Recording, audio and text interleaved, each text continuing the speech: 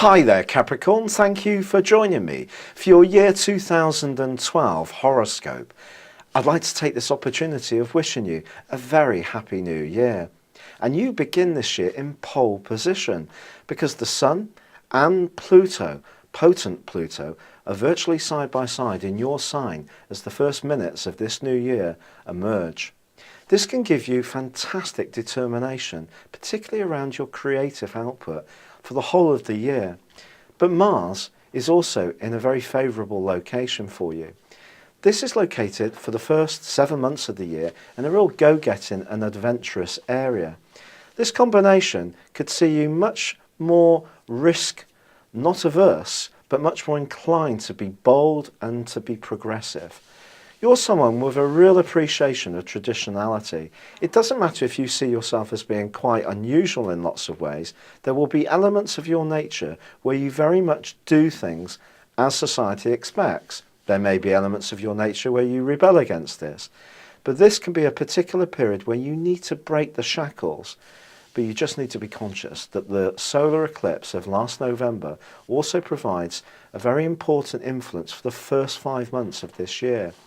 And that's a more psychological one. And I would say, however much you're trying to change something, you need to know what you're trying to change and for what reason. Because if you just go into anything blindly because you just need a change, it may not be very enduring for you.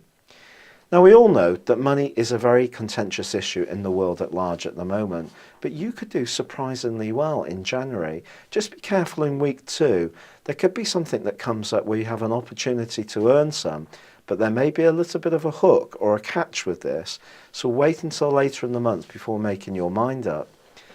I do feel the start of February is the start of something really big for you, however, because Neptune moves out of your sector of resources, where it's mainly been full-time for the last decade or more.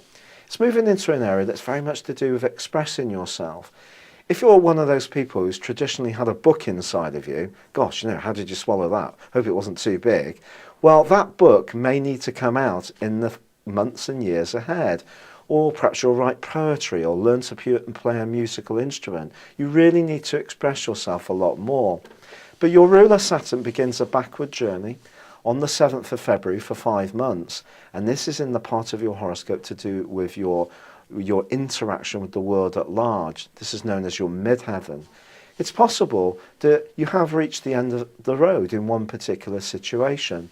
The way this comes about may not necessarily be something that you plan or choose, but it's because you're being prepared for something else that's more appropriate to you. It's not just about status in life, it's not just about how much we earn, or even about power, and there could be some strains around your professional situation in the first 5 months from February onwards. Fortunately, Jupiter, the planet of fortune, is in a real happy-go-lucky part of your scope as far as your love life is concerned. It twisted backwards for 5 months to Christmas Day last year, but now it's going forwards. And I feel, again, if you take the initiative, you may be surprised by how well it works out for you. However, in May, there is a new solar eclipse. A solar eclipse which is asking you to become much more conscious of health issues. Now, I'm not suggesting that anything's going to go wrong with you, but this is about really eating carefully. It's about being much more well-read and informed about the type of stuff that you're putting in your system. There's also a shift when Jupiter moves in June, and that's going to be with you for the rest of this year and into 2013. Now, Jupiter can help to strengthen our system, but this can also see you becoming much more aware of new ways of looking after yourself. Mars goes into a new zone, a friendly zone, for the rest of July from the 4th, and it could see you much more sociable in what you're trying to do. However, I do feel this could also be the time when you make some key decisions about your professional situation. As we get round to the autumn, Saturn moves into a new home, an area which is to do with your principles, your ideals, your friendships, your long-term hopes. However successful you've been, I do feel your relationship with that success can change in the autumn time, particularly on the back of the solar eclipse which occurs on the 20th of November. This may see you wanting to embrace a whole new future, a future that's completely different. It may see you really foregoing things that have been very important to you in the past, but being perfectly content with what you find. It's been a real pleasure being with you. Good luck and goodbye for now.